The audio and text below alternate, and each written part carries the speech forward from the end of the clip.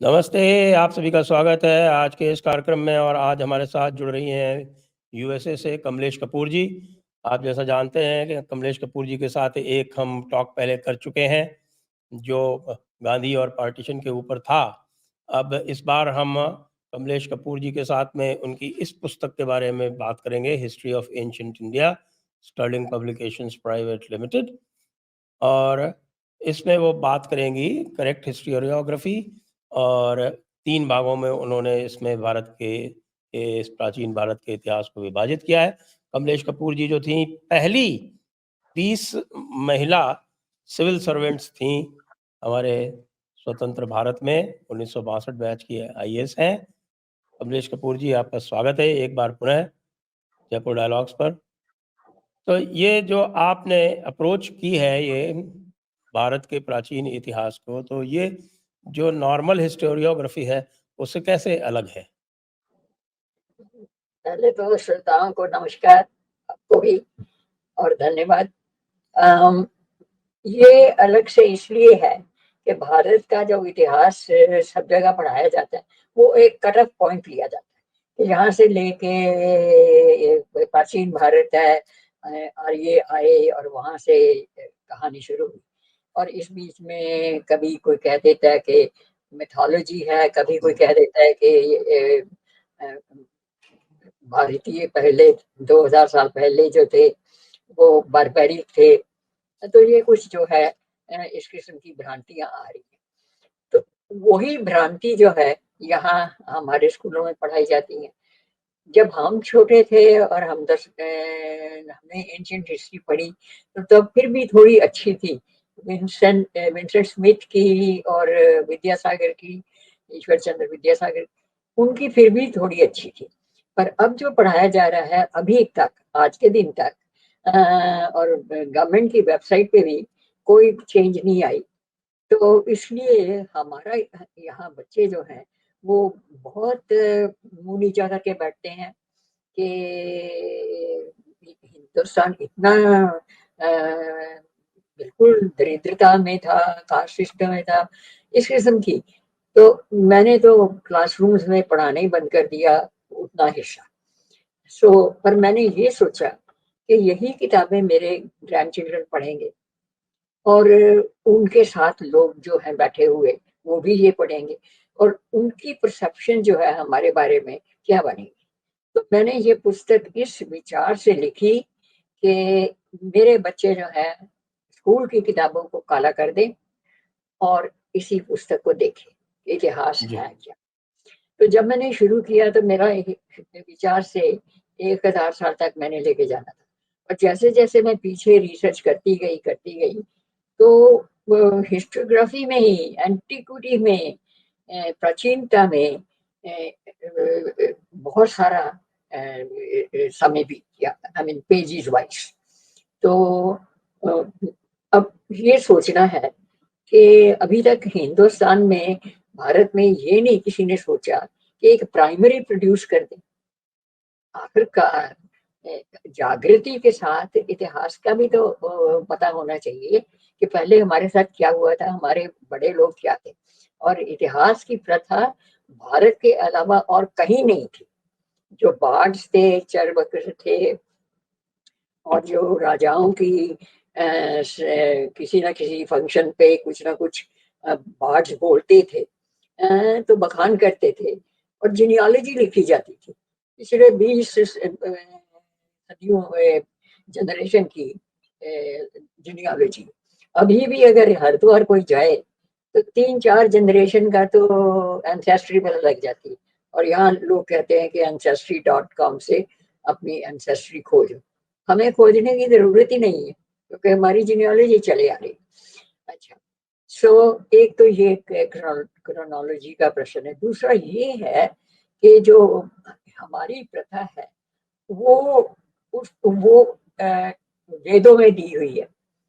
Ecology, geography, और हम लोग क्या, हमारी ट्रेडिशंस थी, हम नेचर वर्शिपर थे। अच्छा, मैंने सोचते सोचते देखा कि कहाँ से शुरू किया जाए, beginning of civilisation in India.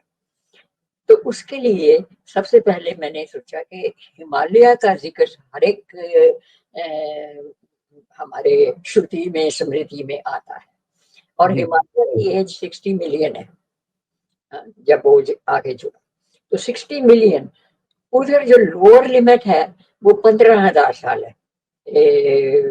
समझिए बीसी बीसी का चक्कर नहीं है, समझिए कि आज के दिन से 15,000 बरस की उस दौरान में क्या हुआ। लोअर लिमिट होलोसिन पीरियड की और अपर लिमिट हिमालय की एज की। अब इस बीच में क्या हुआ, अब हमने देखना है कि हमने कहाँ से इसके सोर्सेज लेने। लिंग्विस्टिक लिटरेचर वो तो सब लेते हैं थोड़ा बहुत, जितना भी उनको ट्रांसलेशन में समझ आती है, और या फिर आर्कियोलॉजी के एक दो पीस ले लिए, और बस उसके ऊपर, और बाकी सब मनगढ़ंत और अनुमान और स्पेकुलेशन, जो भी कुछ खेला, बस सब खेल रहे हैं कहानी के साथ। तो इसलिए अब हम शुरू करते हैं। सो सबसे पहले तो मैं ग्लोब से शुरू करती हूँ। मैप जो है वो ये नहीं शो करता कि इकोलॉजी का क्या प्रभाव होता है सिविलाइजेशन के लिए।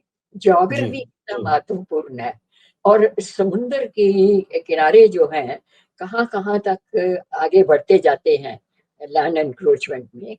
तो ये सब कुछ जो है उसको ध्यान में रखते हुए मैंने सोर्सेज बनाए इसके। प्राइमरी जी सोर्स मैंने स्टार्ट किया ग्लेशियोलॉजी से। जी तो ग्लेशियर से कैसे कैसे रिवर्स आए, कैसे कैसे उनके कोर्सेज बदले, क्यों कोर्सेज बदले, कोई अर्थ कोई वैसा, because we are in that tectonic zone. उसके बाद मैंने रिवर का सारा देखा, criss cross rivers all across the subcontinent, तो पानी का सोर्स है। फिर मैंने देखा कि ग्लोबल जो आइस एज थी वो 11,000 साल तक अमेरिका में रही, वेस्ट में रही। सो ट्रॉपिकल बेल्ट जो है ना, उसमें सिविलाइजेशन शुरू हुई। पहाड़ों में नहीं शुरू हो सकती, पानी में नहीं शुरू हो सकती, और बर्फ में नहीं शुरू हो सकती। तो ट्रॉपिकल बेल्ट में अब एरिया कौन सा आता है, वो आते हैं एंडीज और रॉकी के बीच का छोटा सा एरिया, और इधर आता है आइलैंड, इंडोनेशिया वगैरह सारा। और उसके सबसे बड़ा लैंड मास जो है वो यूरेशिया है। और यूरेशिया में जो हमारी पोजीशन है अप टू 35 लैटिट्यूड नॉर्थ, वो आइडियल है, 0 to 33, और 0 to 33 डाउन ऑल्सो साउथ। सो उस एरिया में who can be the candidate of the beginning of the civilization? Obviously यहाँ लैंडमास है, यहाँ ग्रीनरी है, यहाँ प्लेन्स हैं, वैलीज हैं, पानी है, और वातावरण जो है अनुकूल है। अच्छा, फिर इकोलॉजी के बाद आता है ज्योग्राफी, जो मैंने बताया कि हमारी स्थिति सारे प्लानिट के ऊपर कहाँ है, रहते कहाँ। फिर उसके बाद जियोलॉजी देखी, एज ऑफ द माउंटेन्स। उसमें हिमालय से तो सिर्फ इतना पता लगता है कि इतने मिलियन ईयर्स है, पर यहाँ के जो अमेरिका में जो माउंटेन रेंजेस हैं वो बहुत पुरानी है। सो ग्रैंड कैनियन के ऊपर जब हमने 1 बिलियन ईयर्स की वॉक करी, तो सबसे जो नीचे का स्तर था स्टोन्स का, उसकी एज उन्होंने बताई 1.5 बिलियन। और आपको विश्वास नहीं होगा कि उस स्टोन का नाम रखा ब्रह्मा, वहां लिखा हुआ ब्रह्मा स्टोन। अच्छा, उसके नीचे की स्तर वहां लिखा विष्णु स्टोन, और सबसे नीचे का जो है जहाँ 1.6 और 8 बिलियन आ जाते हैं ईयर्स, वो सबसे पुराना स्टोन उनके हिसाब से है, वहां लिखा हुआ है राम। अब मुझे ये समझने में बड़ी दिक्कत हुई कि ये किसने नाम रखे, कोई हिंदुस्तानी होगा जियोलॉजिस्ट, पर नहीं, कोई अमेरिकन था। सो उनकी विचारधारा कुछ हमारे से आगे थी। तो जियोलॉजी के हिसाब से उन्होंने कहा कि 1.4 बिलियन ईयर्स का इतिहास मालूम ही नहीं कि अर्थ में क्या। So we have those cut off points. अब जियोलॉजी के बाद हमने देखा कि ज्योग्राफी भी हो गया, पानी का भी, ट्रॉपिकल क्लाइमेट का भी। अब मरीन आर्कियोलॉजी कि जैसे जैसे आइस एज का डिल्यूज होता गया, जो भारत के कोस्टल रीजन थे पानी के नीचे आ गए। सो अब जो रिसर्च हुई, डॉक्टर कल्याण रमन ने की, राजा राम ने की, ये सब कई लोग तो मेरे बैच के थे और बाद में हमारी मुलाकात हुई कॉन्फ्रेंसिस में। सो उनकी जब मैंने स्टडी देखी तो उन्होंने गुजरात से लेके हिमालय तक का सरस्वती का पाठ देखा। वो जो जी। पट था वो कैसे सिकुड़ता गया, कैसे अंडरनीथ पानी है। तो कल्याण रमन जी ने कहा गवर्नमेंट को कि अगर हम ग्रिड बनाएं, नेशनल ग्रिड सभी रिवर्स का, तो फ्लड का प्रॉब्लम भी ठीक हो जाएगा और पानी भी सतह ऊपर आ जाएगी, तो पोल्यूशन भी कम होएगी, सब कुछ। वो धरा का धरा रह गया। वो 2007 की बात है। तो उस वक्त अनुकूल स्थिति नहीं थी, अब अनुकूल है 4-10 वर्ष से। फिर भी मुझे लगता है कि कुछ एजुकेशन के लेवल पे कुछ नहीं हो। सो मरीन आर्कियोलॉजी आ गई, उसमें सबसे ज्यादा अच्छा काम किया कल्याण जी ने तो किया। वो एक था ग्राहम हैनकॉक, वो मरीन आर्कियोलॉजिस्ट था। उसने नीचे नीचे के जो द्वारका पहले किधर थी 162 मीटर दूर, वो सब लिया। तो उसकी फोटो भी मैंने अटैच डाली। और कई लोग कहते हैं कि द्वारका जो है 1425 की है, और बहुत मेरी बहस हुई। एक सज्जन ने कहा कि आप अपने को एस.आर. राव से भी ऊपर मानते हैं जो आप उसको 5,000 बरस पहले कह रहे हैं। मैं अपने को कुछ नहीं मानती। मैंने कहा कि जो द्वारका कई बार बनी, एक बार डिल्यूज आया, दूसरी बार आया, तीसरी बार आया। जो श्री कृष्ण ने द्वारका बनाई वो 5,000 साल पहले, उसके पहिए जो है स्ट्रक्चर राउंड, वो अभी भी है। तो उसकी एजिंग भी की जा सकती है और करी भी है। तो जो ऐसा राव ने देखा है अभी तो 1425। उसको मोदी जी ने बहुत पॉपुलर कर दिया वहाँ अंडर वाटर जाके और उसकी पूजा करके। हाँ, ये बहुत अच्छा किया। एटलीस्ट हमें ये तो मालूम हुआ कि डिल्यूज थी क्या और कैसे हुई। आइस एज का रेफरेंस अगर ना दें होलोसीन पीरियड का, अप टू 8,000 ईयर्स तक सारा यूरोप पानी में था। तो वहां तो सिविलाइजेशन ही हो सकती थी। और यूरेशिया जो है वो या तो टंड्रा था और या फिर डेजर्ट था। अब डेजर्ट में सिविलाइजेशन तो नहीं ना हो सकती, हाँ? पर फिर भी इन्होंने एक माउंटेन बना दिया, काकसस माउंटेन। अब काकसस माउंटेन जो है वो टंड्रा और डेजर्ट के बीच में है, छोटा सा माउंटेन। अब देखिए कि वहाँ एरियन वहाँ थे काकसस माउंटेन में, therefore they are called Caucasian. फिर वो हिंदुस्तान आए, उन्होंने 1500 BC में संस्कृत लैंग्वेज डेवलप करी, और उनको बहुत ही रश होगा जो इतनी सारे साल बीत गए। 1500 साल की, what is so secret about that. अच्छा, तो 1500 साल में वो मतलब BC में वो आए, संस्कृत हुई, वो रथ लेके आए और घोड़े थे। अच्छा, तो मैंने कहा कि काकसस माउंटेन के ऊपर घोड़े कहाँ से आ गए और डेजर्ट में घोड़े कहाँ से आ गए। और अश्व में जो है, और अश्व तो हर जगह में वेदों में पाया जाता है, अश्व का इतना महत्व है। वो अश्व तो यहाँ के हैं, अरक के हैं, सिंध के हैं, भारत में है। फिर उसके बाद मैंने देखा कि एलियन अगर वहां से आए तो ऊपर से नीचे गिरे पहाड़ के ऊपर कि लावा फटा और वो वहां से उत्पन्न हुए। कुछ सेंस नहीं बनती कि इतने ऊंचे माउंटेन के ऊपर, पगार के ऊपर जाके सिविलाइजेशन शुरू। फिर लोकमान्य तिलक ने भी कहा कि एरियन जो थे वो नॉर्थ पोल से है, क्योंकि उषा की किरणें जो है वहाँ हमेशा रहती। और ऐसे ही जर्मनी ने कहा कि हम तो एरियन हैं।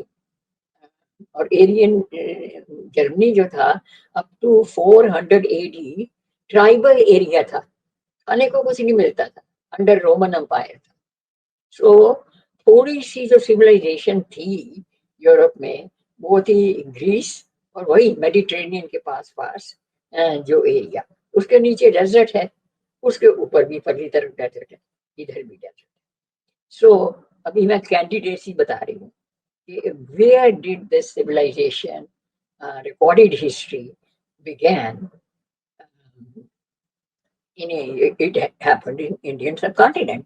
अच्छा, उसके बाद फिर आर्कियोलॉजी ले लीजिए, तो आर्कियोलॉजी जो है वो शर्ट्स दिखा दिए, थोड़ी सी पॉटरी दिखा दी, और हमारी तो हिस्ट्री जो है स्टोन के ऊपर लिखी हुई। मैं जब 3 महीने के लिए साउथ इंडिया में, सदर्न इंडिया में स्टडी करने गई, तो मैंने देखा कि वहां तो पिलर्स के ऊपर स्टोन में हिस्ट्री लिखी हुई है, 4 किस्म की लिपि में। तो बड़ी हैरानगी हुई कि हिस्ट्री तो स्टोन के ऊपर लिखी हुई है, तो ये क्या बात कर रहे हैं। सो हाँ, लिंग्विस्टिक, अब वो कहते हैं इंडो यूरोपियन लैंग्वेज, ठीक है, उनमें सिमिलैरिटी है। वो इसलिए नहीं है कि वो कोई वहां से आया तो लेके आया, हम इधर से गए, जो जो राजा डिफीट होते गए, ड्रूज और परसाज और ये सब 10 रजने वार में, वो ऊपर चलते गए नॉर्थ की तरफ, नॉर्थ वेस्ट की तरफ। अब ये जो धागे हैं, इनको जोड़ना और क्रॉस रेफरेंसेस करना, तो उसका एक ब्रॉड व्यू जो बनता है क्रॉस रेफरेंस से, वो ये है कि आप वेदों का टाइम ले लीजिए या पैलियो बॉटनी का लीजिए, जहाँ फॉसिलाइज राइस बिहार में मिले। फॉसिलाइज राइस जो है वो हस्क नहीं है, इसका मतलब सिविलाइजेशन वहां बहुत पुरानी थी कि उनको राइस पॉलिश करनी आती थी, तभी तो वो राइस मिली ना। तो ये और जेनेटिक्स के वो कहते हैं कि पिछले 150,000 साल में कोई जीन पूल चेंज नहीं हुआ इंडिया, वो जेनेटिक्स भी आ गई। तो इस किस्म से मैंने बहुत सारे मेटलर्जी उसको देखा, ब्रॉन्ज।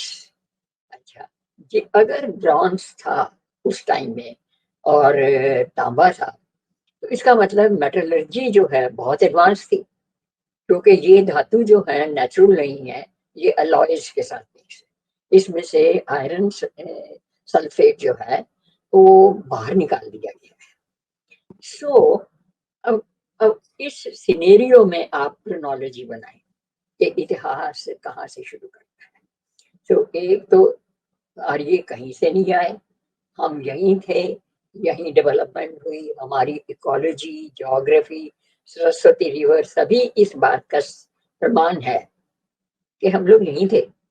हम लोगों में से कुछ लोग बाहर गए, जैसे हमारे जैसे बेवकूफ यहाँ आ गए। अच्छा, सो इस बीच में जो कुछ हुआ, ये 2 हिस्सों में डिवाइड करके, प्राथमिक सोर्सेस क्या है और सेकेंडरी क्या है। जो श्री कृष्ण की गीता है वो सेकेंडरी सोर्स है, कमेंट्री है। वेद जो है श्रुति में वो प्राथमिक है, तो मैंने उसकी लिस्ट बनाई। सो कर करा के मैंने 15,000 साल पहले से शुरू कर दिया। यहाँ यहाँ प्रमाण मुझे लेता जा रहा है, मैं वहां जाती हूँ। सो आर्य कहीं से नहीं आए, आर्यन वर्ड भी नहीं है।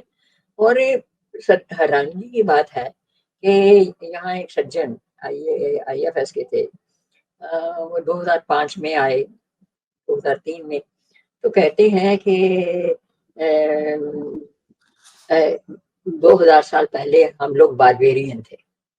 अब ये ओके। अमेरिका में आके डिक्लेयर करना, ये कहाँ की बात है। मैंने कहा कि ये तो आप गलत कह रहे हैं। कहते नहीं, मैंने रोमिला थापुर का मैं स्टूडेंट हूँ। तो मैंने कहा, दिल में मैंने सोचा कि कहाँ सत्यानाश है, अब सवा सत्यानाश हो गया। कुछ दुरुस्त करने की बजाय उसको बिल्कुल कर दिया। तो मैंने कहा कि रामायण और महाभारत के जो रोमिला प्रमाण, थापर के बारे में एक फैक्ट है जो दर्शकों को वैसे मैं कई बार बता चुका हूँ, एक बार आपके सामने भी उसको रिट्रेट कर देता हूँ कि Romila Thapar professor emeritus of ancient India, उनका सेल्फ कन्फेशन है कि उनको संस्कृत नहीं आती थी, लेकिन वो एंशिएंट इंडिया, उनको संस्कृत भी नहीं आती थी और पाली और ब्राह्मी स्क्रिप्ट भी नहीं आता था, लेकिन वो प्रोफेसर थी, professor emeritus of ancient India. जी। उन उन उन सारे ग्रुप में एक्चुअली नेहरू और दी ऑथर, उसी ने डायरेक्शन तो उसी ने दी ना कि कम्युनिज्म के हिसाब से, सोशलिज्म के हिसाब से ऑप्रेस्ड दलित, ये वो कहाँ था। हमारे जो लिखा है वो शूद्र का मतलब ये है ही नहीं है दलित। शूद्र की मैंने लिस्ट देखी साउथ इंडिया में,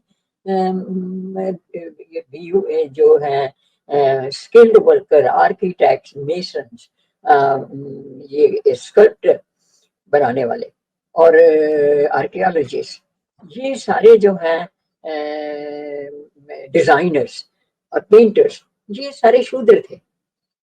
मतलब इसका ये नहीं है कि वो घटिया थे, इसका मतलब ये है कि दे वर नॉट इन द वैश्य, क्योंकि वो फार्मिंग नहीं करते थे, ना ही वो मर्चेंट थे, और क्षत्रिय भी नहीं थे क्योंकि वो सिविल एडमिनिस्ट्रेशन में या आर्मी में नहीं थे, और ब्राह्मण भी नहीं थे।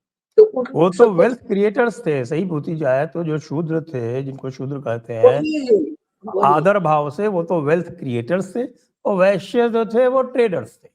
ट्रेडर थे, बिल्कुल ट्रेडर्स थे और फार्मर्स थे, ट्रेडर्स एंड फार्मर्स। बिल्कुल बिल्कुल। तो अभी भी गुजरात में जो वैश्य लोग हैं वो बहुत माहिर हैं अकाउंटिंग में और सब में, यहाँ जाते हैं वहाँ ट्रेड शुरू कर देते हैं। सो अर्लीस्ट ट्रेडर्स बाहर आए वो वही थे। अच्छा, तो कहने का मतलब है कि शूद्र की व्याख्या ही जो है वो गलत कर दी, उसके बेसिस के ऊपर एक कास्ट सिस्टम को सेट किया। अब ये इतने सारे प्रूफ जो हैं, हाँ, एक क्लिंचिंग प्रूफ जो है वो है नरहर आचार्य, उन्होंने दिया जब उन्होंने डेटिंग का तो महाभारत करी, और पुष्कर भटनागर ने भी महाभारत की डेटिंग करी।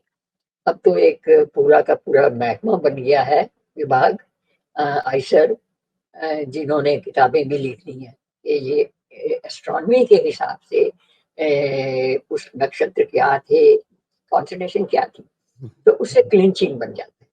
एक बार मैं अब तो उनसे इनफैक्ट अब तो झगड़ा सिर्फ इतना रह गया है कि जो जो महाभारत की डेटिंग है वो 4th मिलेनियम में है बीसीई या 6th मिलेनियम बीसीई में है।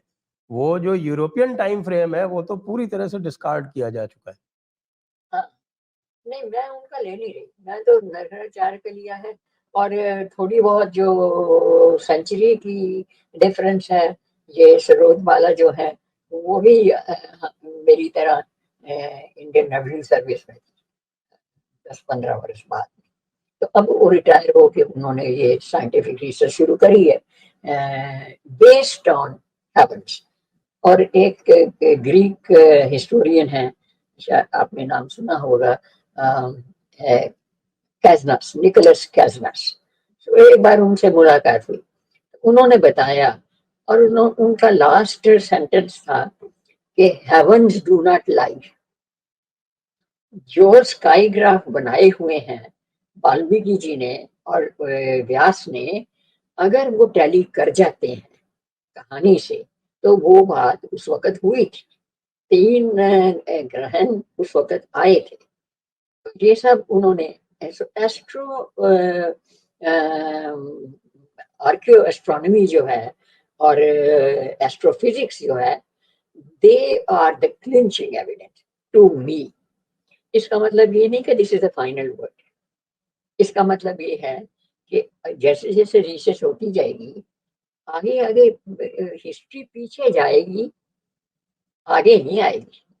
अब जैसे किसी किताब में लिखा है 1200 साल पहले एरियन आए, किसी ने कहा 1000 पहले आए, किसी ने कहा 500 साल 500 एडी में उपनिषद लिखे गए। और मेरा उनके साथ ये जवाब था कि कल क्यों नहीं लिखे गए? भारतीय हिस्ट्री कल कह दो ताकि मुझे भी कॉन्टेक्स्ट पता लगे। तो इस किस्म की बातें जो हैं, अब हिंदुस्तानियों के जो किताब के बारे में प्रश्न आए, वो ये था कि एक तो हिंदुस्तान में घोड़ा नहीं था, उसको क्लियर किया राजा राम ने, बड़ी अच्छी किताब। एक race, race is a man made concept, वो जर्मनी ने ये घोड़े 16 वाला थोड़ा क्लैरिफाई कर दे दर्शकों के लिए। हाँ, घोड़ा जो है अश्व, वो कहते घोड़ा जो है यहाँ नहीं था, ये एक वैरायटी गधे की थी जिसके इतनी रिब्स थी, और असली जो घोड़ा है उसके इतनी रिब्स हैं, मुझे अब 36 और समथिंग लाइक दैट। तो उस किस्म का वो उन्होंने क्लैरिफाई किया है राजा राम। तो वो मुझे समझ आ गई कि वो क्या कह रहे हैं। और दूसरी बात जो एक महानुभाव ने बहुत अच्छा लिखा, इन्वेजन ऑफ द एरियंस,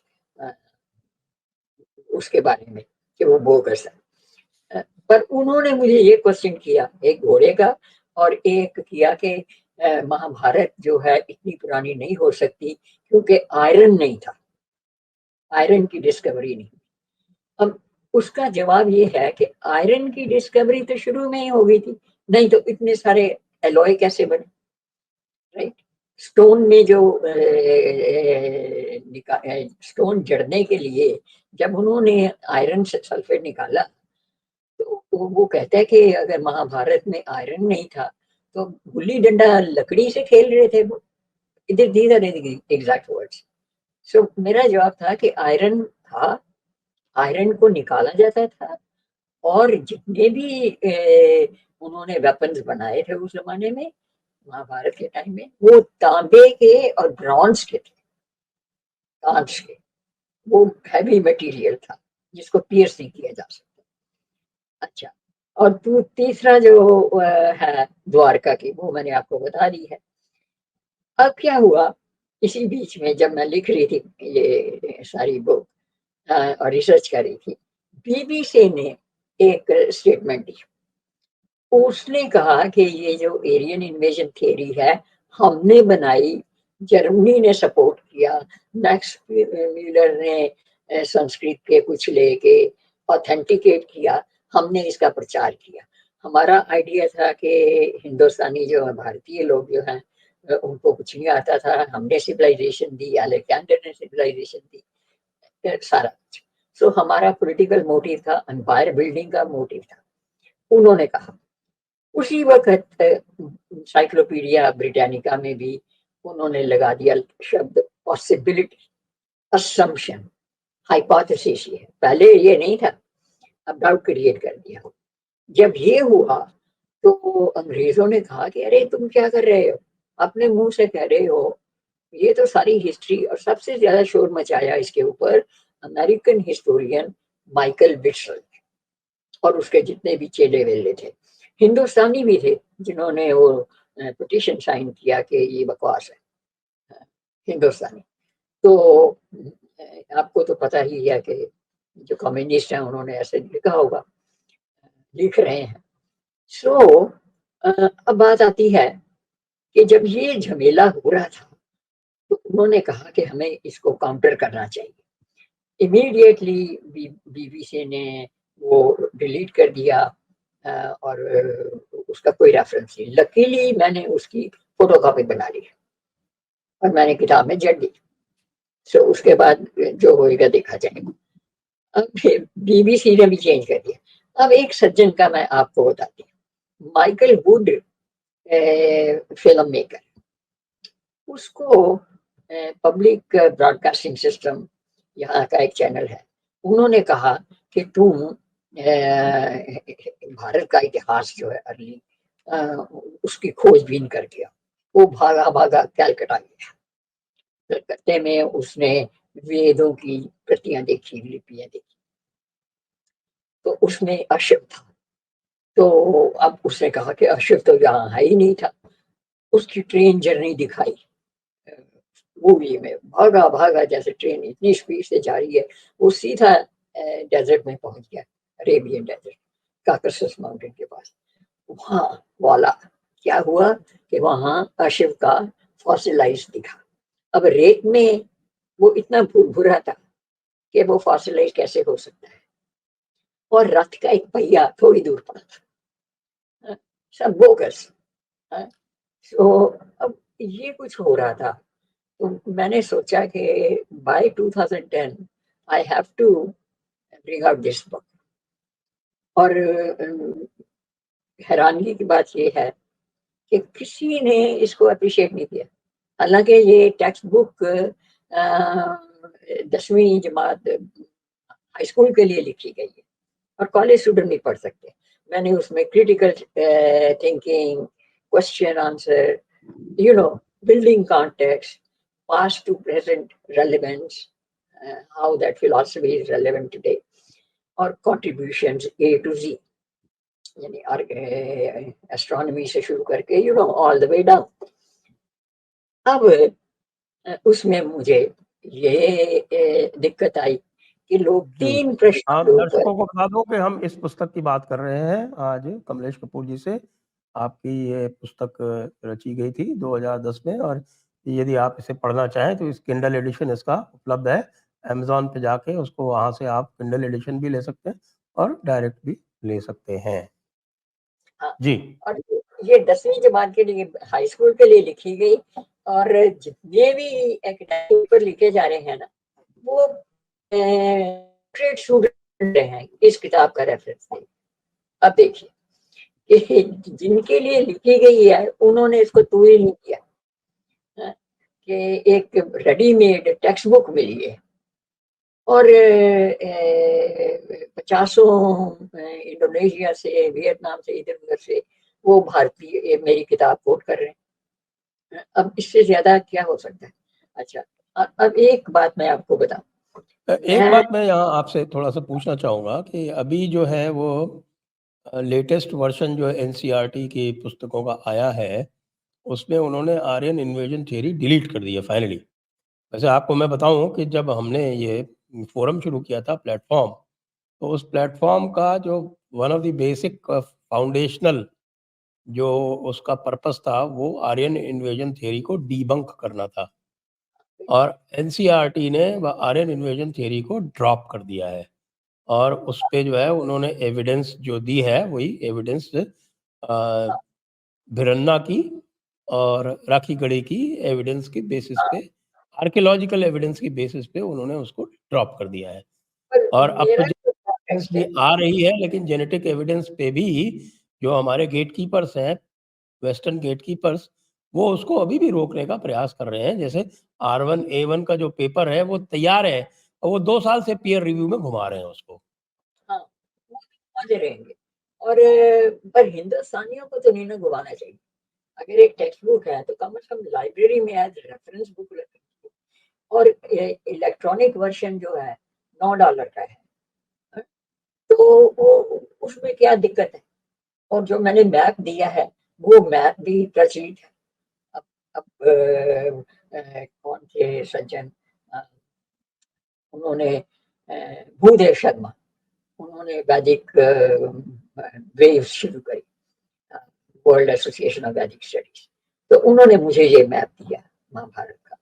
सो मैंने सबका बिब्लियोग्राफी दी है कि अगर चैलेंज करना है तथ्यों को तो कर।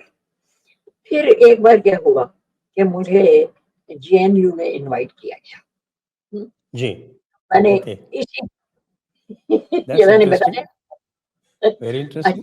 हुँ, वो हिस्ट्री वालों ने नहीं, किसी हाँ, और डिपार्टमेंट ने बुलाया। तो ठीक है, ओके। मैं उनको जानती थी किस बरसों से। डिपार्टमेंट ने, इफ आई मे आस्क?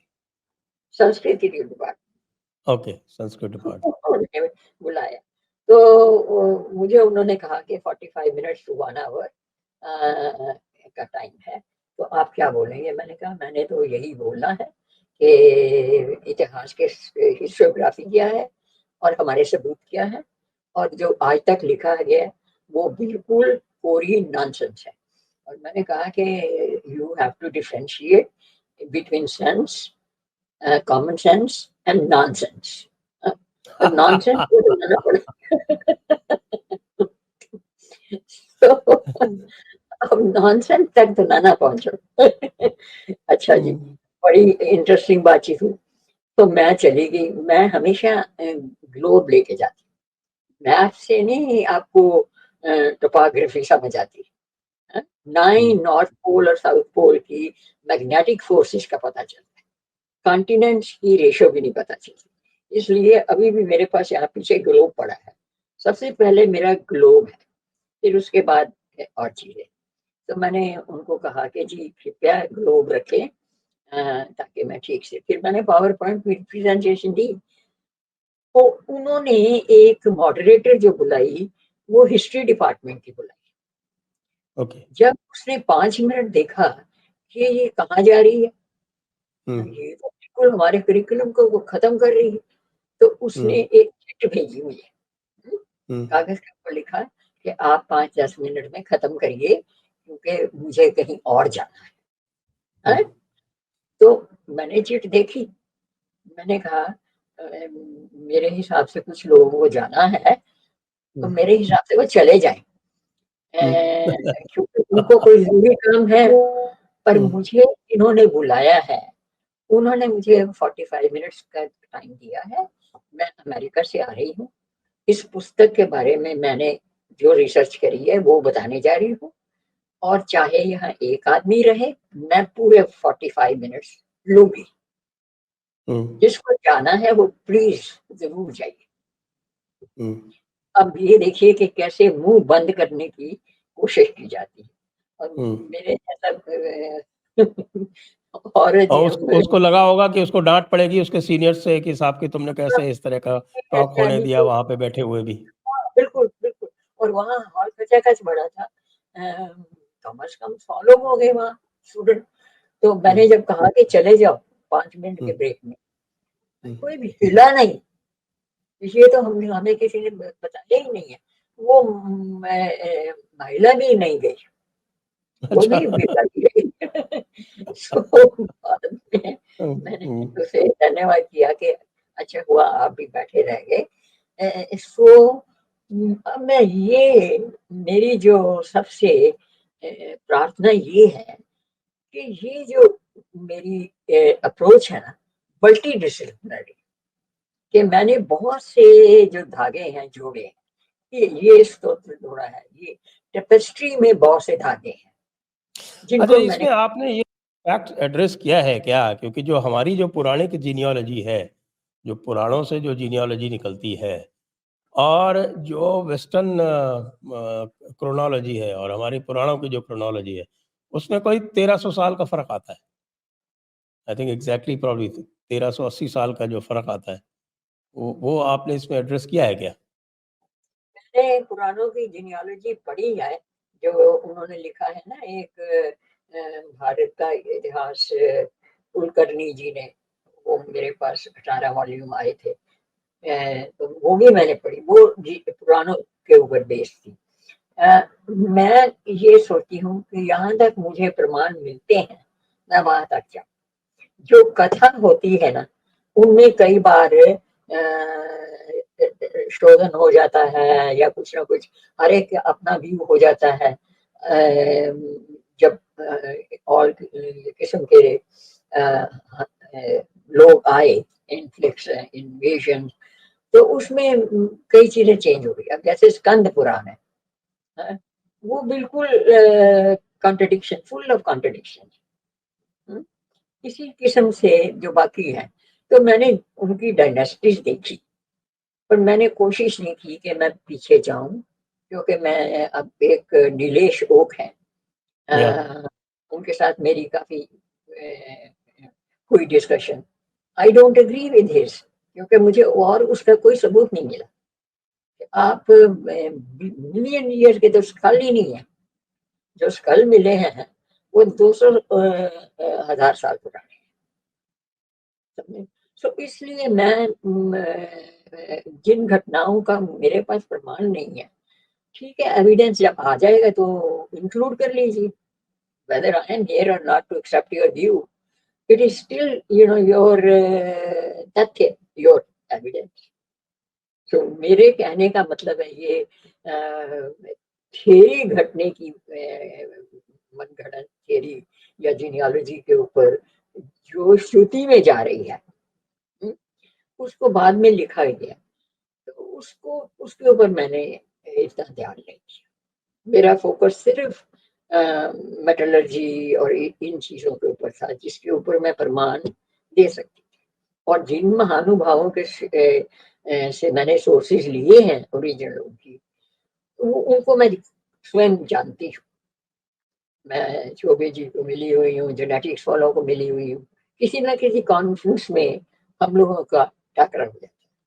और कल्याण रमन जी तो मेरे बैच के ही थे और मैं बड़ी अच्छी तरह जानती हूँ। सो कहने का मतलब है कि अब जैसे उन्होंने सरोज बालाजी ने अपनी वेबसाइट में पीछे पीछे लेके जा रहे हैं, जैसे जैसे आपको प्रमाण मिलेंगे आप पीछे ले जाएंगे। This is not the final version, this is the cut right of point. Beginning कहाँ से हुई, मैंने तो ये प्रमाण दिए हैं कि बिगिनिंग कहाँ से हुई। The highest point is 60 million upper limit, lower limit Holocene period, जबकि सब लोग जो थे आइस एज में डूबे हुए थे। रिट्रीटिंग आइस है। इसमें एक और किताब थी एक्टन, कोई जर्मन आदमी था या ऑस्ट्रियन था, उसने लिखी किताब हिस्ट्री ऑफ द अर्थ, वो बड़ी महत्वपूर्ण चीज थी। हिस्ट्री ऑफ द अर्थ क्या बताती है, उसमें उसने आइस एज की सारा हिसाब किताब बताया कि कितनी कैसे रिट्रीट हुई, फिर आ गई, फिर रिट्रीट हुई, फिर आ गई। So luckily we are in such a belt of the planet where we are absolutely, I would say, least affected. Deluge the eye, encroachment भी हुई। जो मामलापुर के मंदिर है वो 120 मीटर पानी में डूबे हुए हैं आगे करके, तो वो कैसे हुआ? पानी ने। और राम सेतु जो था पहले कितना छोटा सा था, अब बीच में पानी आ गया है। जब उन्होंने बनाया तब पानी बहुत थोड़ा था और शैलो था, अब पानी आ गया तो कुछ हिस्सा डूब गया। वो नाव से जाना पड़ता है रामेश्वरम से। तो कहने का मतलब है कि सबूत जो है कई मिलते हैं, and this is not the final word but this is the beginning. So आंखें खोलें और कॉमन सेंस की बात करें। मुझे ये ना बताएं कि चाइना में हुआ। अब क्रोनोलॉजी क्यों महत्वपूर्ण है कि सब कुछ कहते हैं जापान में हुआ। एक जगह लिखा है लोकाट जापानी प्लम, एक जगह लिखा है एग प्लांट जापानी एग प्लांट। अरे जापान तो अर्थक्वेक से मारा हुआ था, उनकी कोई हिस्ट्री नहीं है पूरी। चीन, चीन की रिकॉर्डेड हिस्ट्री जो है 2700 BC में, वहां अदरक कैसे आई है, अदरक। और लेबनान में सीडर वुड कैसे आई, जो एरोमा थेरेपी वाले हैं वो एरोमा बता रहे हैं सीडर नेटिविटी जॉर्डन लेबनान। सो ये इस किस्म की बेहूदी बातें जो है ना बंद करो और फोकस करो, थोड़ा क्रिटिकली सोचो। So जी I dedicated it to the next generation, millions of them. Right. तो एक बार फिर से दर्शकों को बता दें कि ये पुस्तक कमलेश कपूर जी की है। ये 10वीं कक्षा के लिए टेक्स्ट बुक के रूप में लिखी गई थी और अब चूंकि बहुत सारी बातें जो इन्होंने लिखी थी 2010 में लिखी थी वो अब एक्सेप्ट हो रही हैं, इंक्लूडिंग आर्यन इन्वेजन थियरी का जो मिथ जो था वो भी अब समाप्त कर दिया गया। बहुत सारा तो इन लोगों ने पहले ही बंद कर दिया था, आर्यन इन्वेजन से पहले ये आर्यन माइग्रेशन पे आ गए थे। फिर उसका हम लोगों ने मजाक उड़ाया बहुत, हमने कहा ये आर्यन माइग्रेशन के बाद ये कुछ दिनों पे आर्यन टूरिज्म पे जाएंगे और तो अब ये जो है ये पूरी तरह से सिद्ध हो रहा है कि भाई ये जो कुछ है वो सब इंडिजिनस है। इसके कारण जो है वो पूरा जो आपका द्रविडियन सिस्टम है वो हिल गया है। वो पूरी जो रेस थ्योरी इन्होंने बना रखी थी आर्यन द्रविडियन वाली वो खत्म हो रही है। कितना तो बहुत टर्निंग आ रही है। रेस थी नहीं, रेस 16th सेंचुरी में कॉन्सेप्ट आया, वो बाइबल चेंज कर दी उन्होंने 1647। कि एक उनका लड़का वो था जिसने हुक्म नहीं माना, वो जाके अफ्रीका में बस गया।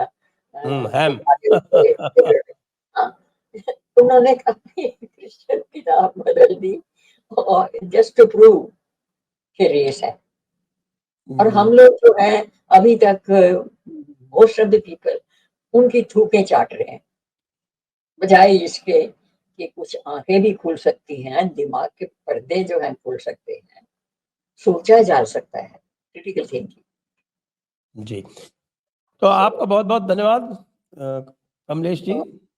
और निश्चित रूप से मैं सभी को रिकमेंड करूँगा कि वो इस पुस्तक को पढ़ें। ये आसानी से किंडल के ऊपर उपलब्ध है। जिन लोगों को डायरेक्ट मंगानी है, वो डायरेक्ट मंगा सकते हैं।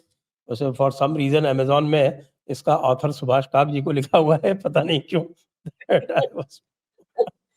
कई लोगों ने एंडोर्समेंट दी क्योंकि मैंने उनसे कहा कि कुछ चैप्टर पढ़ के मुझे दे फीडबैक दो, क्योंकि उन्होंने बहुत रिसर्च करी है।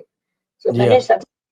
मैंने मल्टीपल सोर्सेज को भेजी, फीडबैक हुँ। लिया, पर फीडबैक कई एक आदमी ने कहा मैथमेटिक्स का था।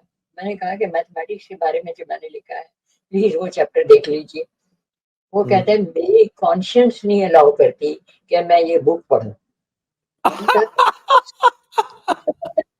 कॉन्शियंस कैसे रोक रही है? तो वो कहते कि आपने महाभारत की एज 1400 की बजाय 5000 साल पहले की लिख दी है, तो मैं उसको नहीं मानता, मेरी कॉन्शियस नहीं है।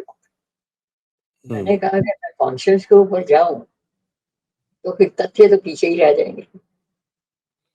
हाँ, उनका मतलब उनके जो लोगों की विवशता देखिए, किसी की कॉन्शियस नहीं अलाउ कर रही है, किसी को पढ़ने का शौक नहीं है, कोई कह रहा है कि मुझे हिस्ट्री में कोई शौक नहीं है। तो ठीक है, अपने दादाजी का नाम भी भूल जाओ, क्या जरूरत है? श्राद्ध करने की क्या जरूरत है? श्रद्धांजलि देने की क्या जरूरत है? पास्ट को दे रहे हैं ना महानुभावों को, तो ये हिस्ट्री भी होगी। जिन्होंने इतनी सभ्यता और इतनी संस्कृति डाल दी जिसका कोई मैच नहीं है।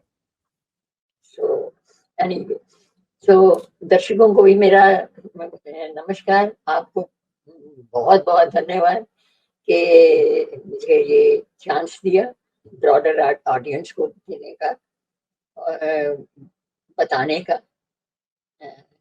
कि जो दिखता है वही सत्य नहीं होता, जी हाँ। सत्य जो होता है उसे आप आपका बहुत-बहुत धन्यवाद। आपने बहुत परिश्रम किया है इसके ऊपर और इतनी एडवांस्ड एज में भी आप इसको प्रमोट कर रही हैं, ये उससे भी अधिक एक गर्व की भी बात है, गौरव की भी बात है। बहुत-बहुत धन्यवाद आपको कमलेश जी। जय हिंद, जय भारत, वंदे मातरम।